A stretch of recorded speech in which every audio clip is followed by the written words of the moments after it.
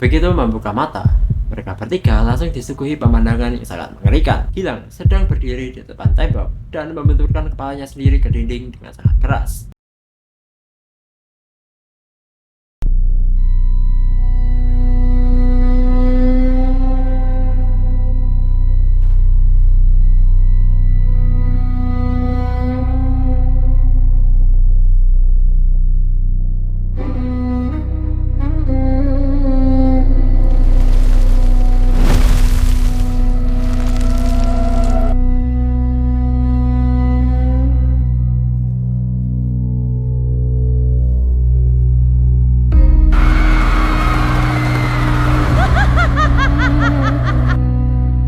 Kalian pernah nggak melakukan sesuatu yang sangat buruk? Tapi kalian baru menuai hasil dari perbuatan buruk kalian lama banget dari kejadiannya. Bahkan sampai bertahun-tahun kemudian guys. Nah hal ini dialami sendiri sama sebuah keluarga yang awalnya hidupnya tuh tenang, harmonis, dan sangat berkecukupan. Mereka sama sekali nggak tahu ada sebuah dosa besar di masa lalu yang diam-diam kembali untuk menuntut balasan. Sebelumnya boleh banget kalian bantu like, share, dan subscribe. So gak lama-lama, let's get to the story.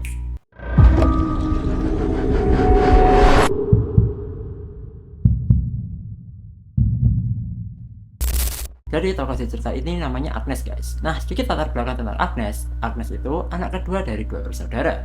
Ayahnya namanya Arif, ibunya namanya Feby, dan kakak laki-lakinya bernama Gilang. Jarak umur Gilang sama si Agnes itu cuma beda 2 tahun. Nah keluarga mereka juga punya ART yang udah lama banget kerja sama mereka, namanya Bu Ningsih. Nah Bu Ningsih ini udah kerja sama mereka sejak Agnes itu kelas 4 atau 5 SD guys. Saat cerita ini dimulai, Agnes sudah duduk di kelas 3 SMA, sedangkan kakaknya Gilang udah kuliah.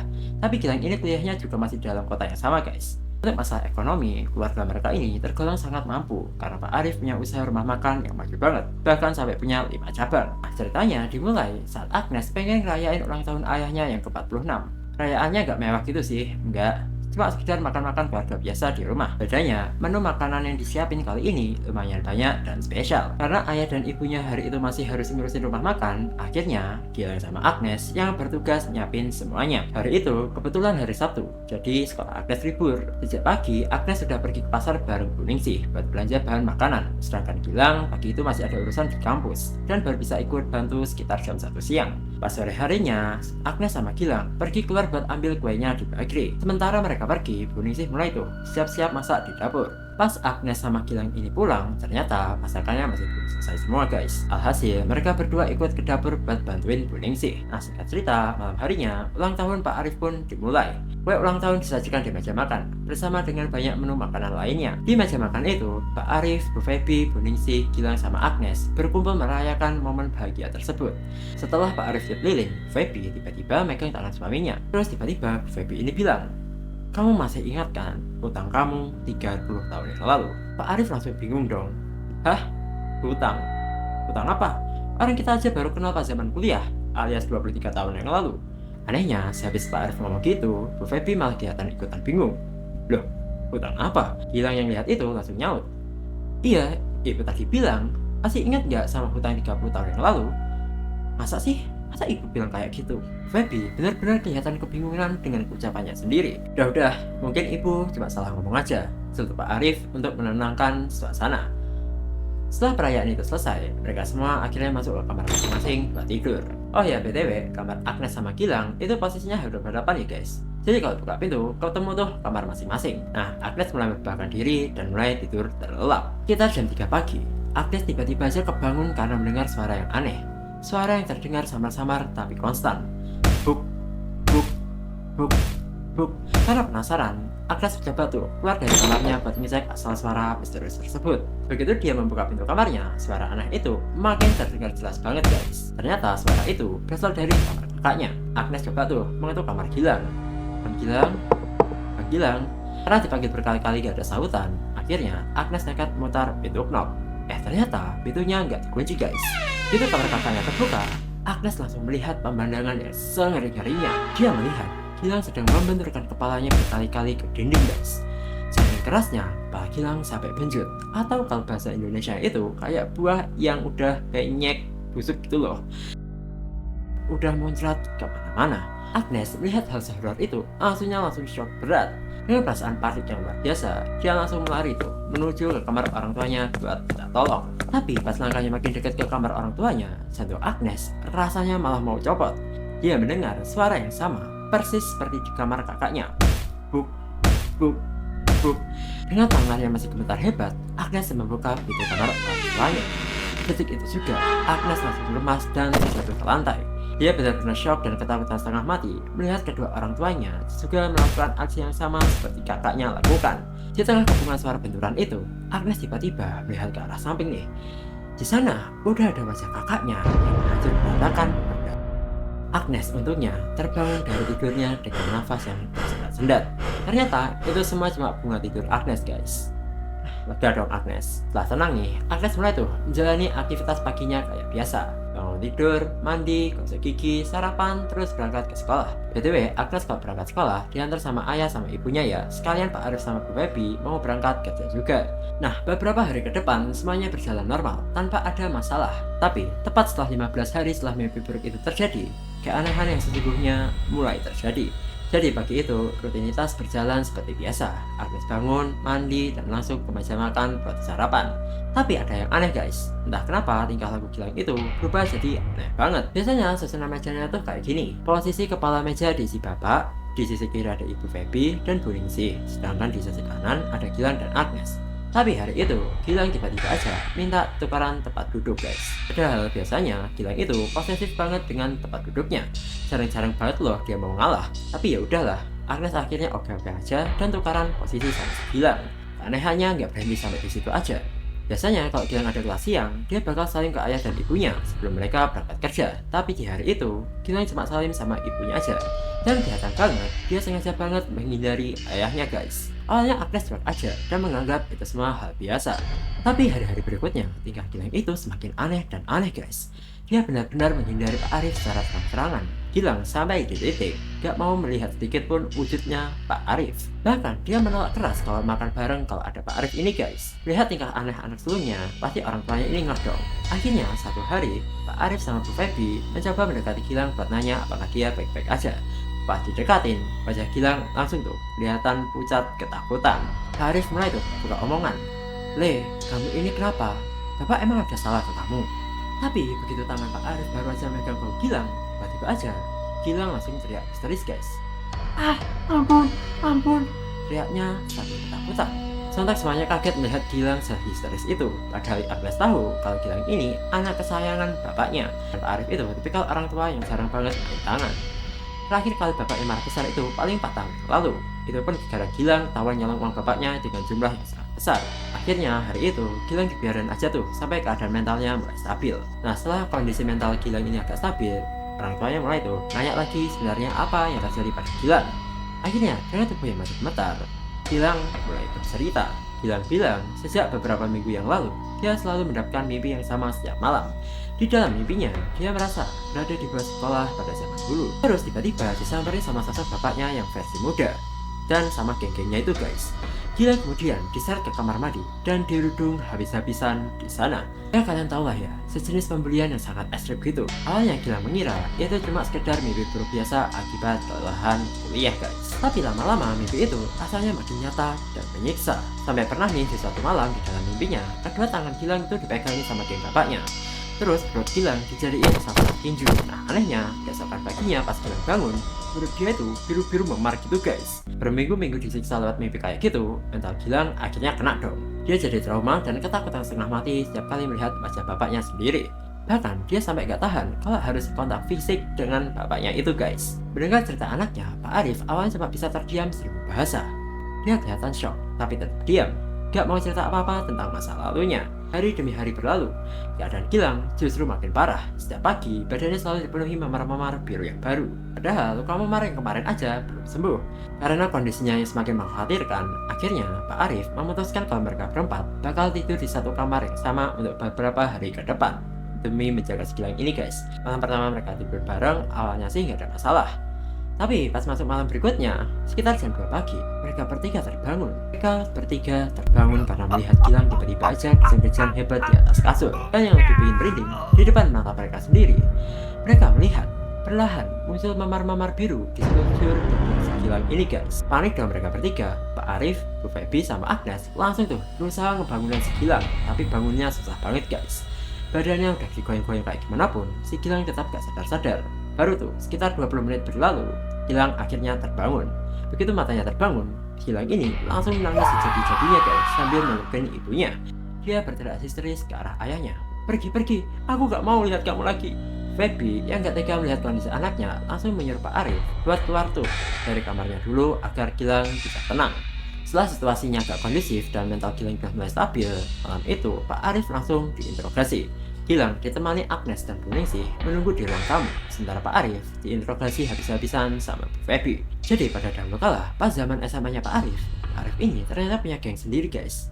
Anggotanya ada Danang, Dio, Bagas, Anton, sama si Arif ini guys. Di sekolah zaman itu terkenal banget tuh geng mereka karena sering buat onar. Nah dulu ada satu anak namanya Tony yang sering banget jadi target sasaran bullying Pak Arif dan gengnya ini guys. Perlakuan mereka ke Tony tuh parah banget guys. Tony sering dipukulin, dipalakin, dan sering disuruh-suruh kayak babu gitu. Kalau kalian nanya pihak sekolahnya gimana, FBI aja si Bagas ini keponakannya kepala sekolah. Ya kalian sendiri juga tahu lah ya, sekolah nasional dan sekelas apa cara mereka untuk nutupin kasus ini. Sampai pada suatu hari, Arif dan gengnya ini melakukan sebuah hal yang sangat buruk dan keji pada Tony. Saking buruknya, lebih baik kalian gak usah tahu apa itu guys. Nah setelah kejadian itu, Tony gak masuk sekolah selama beberapa hari. Tak lama setelah absennya Tony, tiba-tiba Dio, Bagas, Anton, dan Arif dipanggil ke ruang kepala sekolah. Tampak babi bu, kepala sekolah yang namanya Pak Jono langsung menghampiri Bagas dan menamparnya dengan sangat keras. Mereka berempat diomelin habis-habisan guys. Kalian tahu nggak gara-gara apa? Ternyata Dio, Bagas, Anton, dan Arif ini diam-diam mengkonsumsi. Nah, gara-gara ketahuan mengkonsumsi mereka berempat dimaki-maki habis-habisan guys. Sampai akhirnya dijatuhi hukuman skors selama 3 minggu. Nah padahal rahasia mereka yang suka mengkonsumsi narkoba itu kan cuma diketahui sama mereka berlima aja nih, Danang, Dio, Bagas, Anto, sama Arif. Karena dari mereka berlima cuma Danang yang gak ikut dipanggil, otomatis mereka curiga dong sama si Danang. Nah pas pulang sekolah, Danang dicegat tuh di tengah jalan oleh keempat temannya. Dio, Bagas, Anto, dan Arif ini langsung menghajar Danang habis-habisan guys. Sambil memukuli Danang, mereka terus membentak dan menanyakan kenapa Danang mengadukan rahasia mereka kepada kepala sekolah. Di tengah siksaan itu, Danang akhirnya mengaku sambil menangis. Dia bilang kalau sebenarnya dia dan Tony ini, anak yang sering mereka bully itu, adalah teman sejak masa kecil. Hubungan mereka itu dekat banget, tapi pas kelas 4 SD, Danang harus pindah kota karena pekerjaan orang tuanya. Pas masuk SMA, Danang gak menyangka kalau dia satu sekolah sama si Tony ini lagi guys. Tapi karena udah lama gak ketemu, ditambah Danang udah terlanjur gabung gengnya Arif, akhirnya Danang memilih untuk pura-pura gak kenal sama si Tony demi menjaga gengsinya. Nah apesnya, Tony ini malah dijadikan target pembulian sama gengnya. Awalnya, Tony selalu menatap Danang buat minta tolong setiap kali dia diganggu. Tapi karena Danang takut rahasianya pertemanan mereka itu terbongkar dan akhirnya ditendang dari gengnya si Arif ini, Danang malah sengaja ikut-ikutan memukuli Tony guys. Nah bencanya, pas geng mereka itu melakukan hal keji ke Tony sampai anak itu gak masuk sekolah. Danang merasa bersalah dan dendam banget lihat teman masa kecilnya diperlakukan seperti itu. Makanya dia nekat mengadukan kasus narkoba gengnya pada rekamannya Bagas alias kepala sekolah sebagai bentuk balas dendam. Mengetahui fakta itu, Dio, Bagas, Anton, sama Arif bukannya sadar, malah makin tantrum dan gelap mata. Mereka menghajar Danang dengan jauh lebih brutal guys. Kepala Danang ditendang berkali-kali dengan sangat keras. Beruntungnya kegaduhan itu langsung diketahui oleh warga sekitar dan berbondong-bondong ke TKP. Lihat warga yang datang, Arif dan gengnya langsung kabur melarikan diri. Sayangnya saat tinggal pergi, kondisi Danang sudah dalam keadaan tak sadarkan diri dengan luka yang sangat parah. Meskipun nyawanya berhasil selamat, benturan keras di kepalanya yang berulang kali membuat Danang ini lumpuh total guys. Wah, keadaan langsung ricuh banget dong pada saat itu. Orang tua Danang jelasnya gak terima dan langsung membawa kasus ini ke jalur hukum. Tapi karena keluarga Dio sama Bagas ini adalah orang-orang yang memiliki pengaruh dan kekuasaan, keluarga Danang akhirnya ditekan dari segala sisi guys. Nah, mau tak mau, mereka akhirnya terpaksa memilih jalan damai dan menerima uang kompensasi yang jumlahnya sangat besar. Setelah kasus itu diredam, keluarga Arif memutuskan untuk pindah kota. Arif otomatis pindah sekolah juga dong. Nah sejak saat itu, Arif juga langsung lost kontak total sama semua anggota geng SMA-nya. Di kota itulah, Arif memulai lembaran hidupnya yang baru. Dia kuliah, ketemu Feby, menikah, hingga akhirnya sukses seperti sekarang. Kembali ke masa sekarang, mendengar cerita seperti itu, Agnes pastinya langsung shock banget dong ya. Image ayahnya yang selama ini terlihat green flag, penyayang, dan pahlawan keluarga, ternyata punya masa lalu segila dan segelap itu. Nah, banget guys, perasaan Agnes saat itu campur aduk banget. Di satu sisi, dia sayang banget sama ayahnya. Tapi, di sisi lain, setelah mendengar kekejaman masa lalu ayahnya, ada rasa kecewa, bersalah mendalam yang ikut menghantui pikiran Agnes ini guys. Tapi yang paling penting bagi mereka, sekarang adalah fokus memikirkan bagaimana cara Gilang ini cepat sembuh. Karena mereka udah lihat sendiri tuh, luka memar di tubuh Gilang yang bisa muncul tiba-tiba, mereka sadar kalau ini bukan ranah medis lagi, melainkan perkara non-medis alias perkara gaib. Ayah dan ibunya Agnes mulai tuh cari-cari info tentang orang pintar. Akhirnya, mereka dapat tuh alamat dukun atau orang pintar dari kenalan ibunya. Namanya Pak Bambang. Tanpa buang waktu, mereka langsung pergi ke sana buat berobat, guys. Anehnya, baru aja sampai di depan pagar, Pak Bambang ini dari dalam rumah udah bisa merasakan ada kiriman aura yang kuat banget dari keluarga Agnes ini, guys. Begitu mereka masuk dan bertatap muka secara langsung, Pak Bambang baru langsung ngeh tuh apa yang terjadi dengan keluarga Agnes ini, guys. Pak Bambang bilang kalau Pak Arif ini udah kena santet sumpah darah. Darinya santet ini ternyata nggak ditunjukkan secara langsung ke Pak Arif, guys. Santet ini sengaja dikirimin agar orang-orang kesayangan di sekitar Pak Arif menderita dan mati satu persatu di matanya sendiri. Si pengirim ini pengen Pak Arif merasakan siksaan batin yang luar biasa dengan melihat hal-hal yang paling disayanginya hilang satu persatu. Kata Pak Bambang, santet sumpah darah ini ikatannya kuat banget dan mustahil buat ditangkis. Kenapa? Karena si pengirim santet sudah memberikan DP berupa nyawanya sendiri sebagai timbal pertama. Selain itu, sesembahan untuk santet khusus keluarga Pak Arif ini juga nggak main-main. Si pengirim juga menyediakan 10 ekor ayam cemani dan 1 ekor kambing hitam. Dan yang bikin santet ini lebih powerful dan mustahil untuk ditangani adalah total DP nyawa manusia untuk mengaktifkannya adalah 3 nyawa manusia. Ini santet sudah mustahil untuk ditangkis. Dendam dari si pengirim sudah mengakar sampai ke tulang. Kemungkinan besar garis keturunan Bapak akan benar-benar berakhir di sini, kata Pak Bambang dengan nada serius. Mendengar perkataan Pak Bambang yang terkesan menyumpahi keluarganya, Pak Arif ini langsung kesal dan emosi, guys. Dia langsung tuh mengajak keluarganya pergi dari sana sambil marah-marah dan mengumpat, "Halah, dukun gadungan, iso nyocot ora jelas." Nah, setelah itu keluarga Agnes tetap gak menyerah, guys, dan terus mencoba alternatif lain. Mulai dari datang ke dukun lain, paranormal, bahkan praktisi ruqyah, tapi tetap aja hasilnya nihil. Di tengah keputusasaan itu, Pak Arif mulai tuh mencoba mencari tahu lagi kabar tentang keberadaan geng SMA-nya dulu, Dio, Bagas, dan Anto. Tapi makin dicari, fakta yang ditemukan Pak Arif ini malah bikin dia semakin putus asa, guys. Pak Arif mendapati kalau semua gengnya itu ternyata sudah meninggal dunia dalam beberapa tahun terakhir, dan semuanya mati dengan cara yang aneh dan tidak jelas, guys. Melihat kenyataan itu, mereka keluarga mulai putus asa. Sampai suatu hari, Gilang tiba-tiba bilang kayak gini, guys. "Mah, Pak, kalau Gilang harus mati buat nebus semua dosa Bapak di masa lalu, Gilang ikhlas kok." Sih. Tangis Pak Arif langsung pecah mendengar ucapan anaknya. "Enggak, Nak, ini semua dosa Bapak. Kamu seharusnya nggak usah nanggung semua ini. Harusnya Bapak yang kena, bukan kamu." Nes yang melihat momen itu hanya bisa pasrah dan menangis melihat kondisi keluarganya yang kian hancur, guys. Setelah momen tangis-tangisan itu, malamnya mereka berempat akhirnya memutuskan buat tidur bersama lagi di satu kamar. Tepat jam 3 pagi, Agnes, Pak Arif, dan Bu Feby yang masih tertidur terbangun karena mendengar suara yang aneh, guys. Agnes gak asing sama suara ini, guys. Suara buk, buk, buk, buk.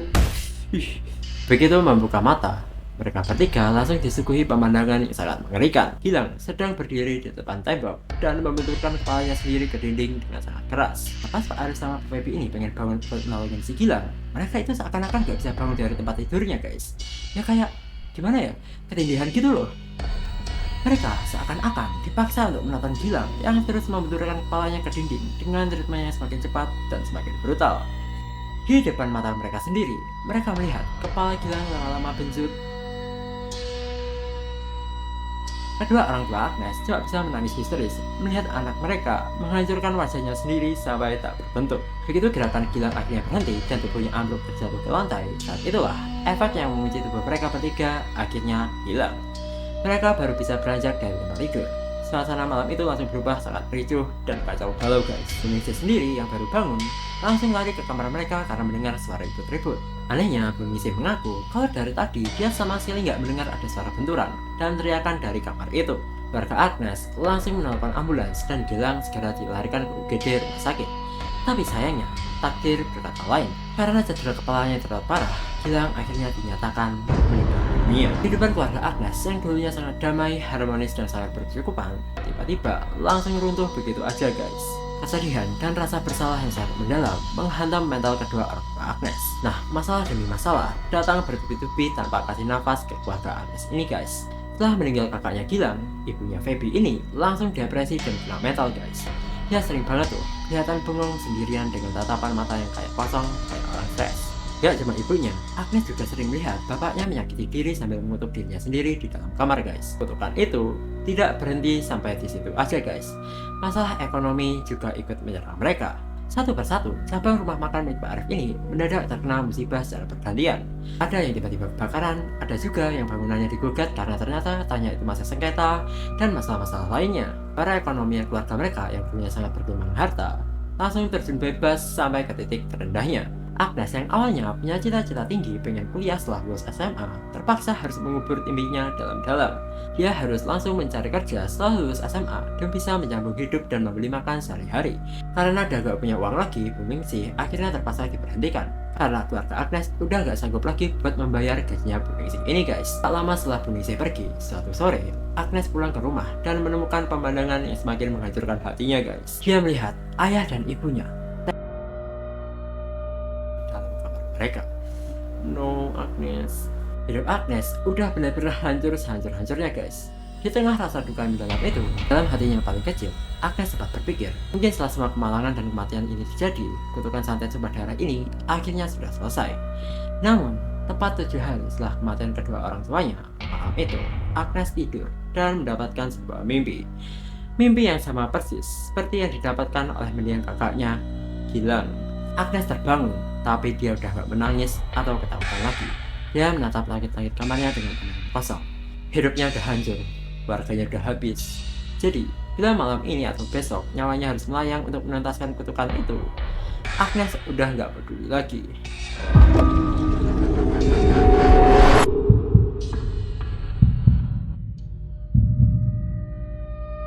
Nah guys, itu tadi adalah cerita tragis dari Agnes. Cerita ini bisa banget jadi pelajaran buat kita semua, bahwa segala perbuatan yang kita lakukan di dunia ini, cepat atau lambat, pasti ada balasannya. Entah itu perbuatan baik atau buruk, semuanya pasti ada ganjarannya masing-masing. Kalau nggak sekarang, bisa jadi balasan itu baru datang ke kita berpuluh-puluh tahun kemudian, sama seperti apa yang dialami oleh keluarga Agnes guys. Oke, itu aja cerita hari ini. Kalau kalian punya cerita sendiri, boleh banget kalian share di email yang ada di deskripsi. Terima kasih banget buat kalian yang udah nonton video ini sampai habis. Mohon maaf bila ada salah. See you in the next story and bye bye.